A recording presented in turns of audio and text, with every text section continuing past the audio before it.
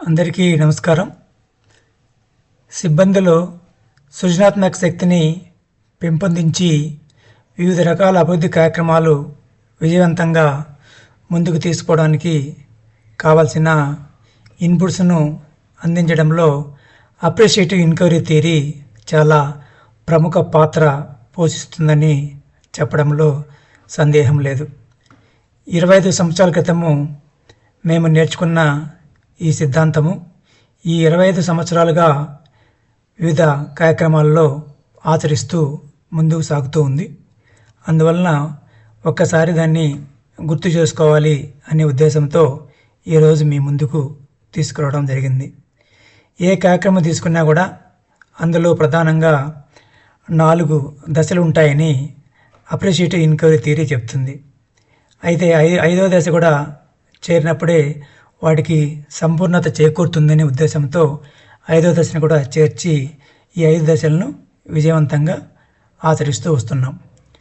ఒకసారి చూసినట్లయితే మొదటి దశ కళ, డ్రీమ్. మనం భవిష్యత్తులో ఏమేమి కార్యక్రమాలు చేయవలసి వస్తుందో ముందుగానే మనం ఊహించి లేదా కలగంటూ ఉంటాం. 2వ దశ డిజైన్ దశ, అంటే రూపకల్పన దశ. అంటే కళలు కన్నా కార్యక్రమాలని ఏ విధంగా అమలు చేయాలి, మరి అమలులో ఎటువంటి అడ్డంకులు రావచ్చు, నిధుల సమకూర్పు, ఇవన్నీ కూడా మనం రూపకల్పన చేసుకుంటూ ఉంటాం. తర్వాత ముఖ్యంగా 3వ దశ డెలివరీ, అంటే కార్యక్రమాల అమలు దశ. ఏదైతే మనం డిజైన్ చేసుకున్నామో ఆ కార్యక్రమాలను తూచా తప్పకుండా అమలు చేస్తూ ఉంటాం. అమలులో వివిధ భాగస్వాముల తోడ్పాటు కూడా అందించుకుంటూ ముందుకెళ్తూ ఉంటాం. 4వ దశ డాక్యుమెంట్ దశ.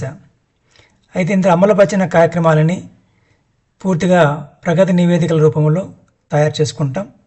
ఈ నివేదికలే కొన్ని రాతపూర్వకంగాను మరికొన్ని వీడియోల రూపంలోనూ మనం తయారు చేసుకుంటాం.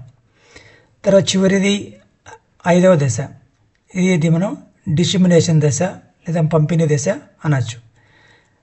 అయితే సంపూర్ణంగా అమలు చేసిన కార్యక్రమాల ప్రగతి నివేదికలు కానీ, ఒకవేళ అమలులో ఏదైనా ఇబ్బందులు వచ్చినా కూడా అటువంటి వాటిని నివేదికల రూపంలో తయారు చేసుకొని పంపిణీ చేసినట్లయితే అవి వివిధ భాగస్వామ్యులకు చాలా ఉపయోగపడతాయని దీని ఉద్దేశం. ఒకవేళ మంచి కేస్ స్టడీ అయితే దాన్ని తూచా తప్పకుండా ఆచరించడానికి ప్రయత్నం చేస్తారు. అదేవిధంగా సమస్యలున్న కేస్ స్టడీ అయితే ఆ సమస్యలు రాకుండా ఏ విధంగా జాగ్రత్త పడాలా అనే దానికి సంబంధించి వాళ్ళకు నేర్చుకోవడానికి అవకాశం ఉంటుంది. సో ఈ విధంగా ఈ 5 దశలు ఏదైనా ఒక కార్యక్రమము విజయపథంలో దూసుకుపోవడానికి చాలా చక్కగా ఉపయోగపడతాయి అనేది నా నమ్మకం. ఓపికగా విన్నందుకు ధన్యవాదాలు.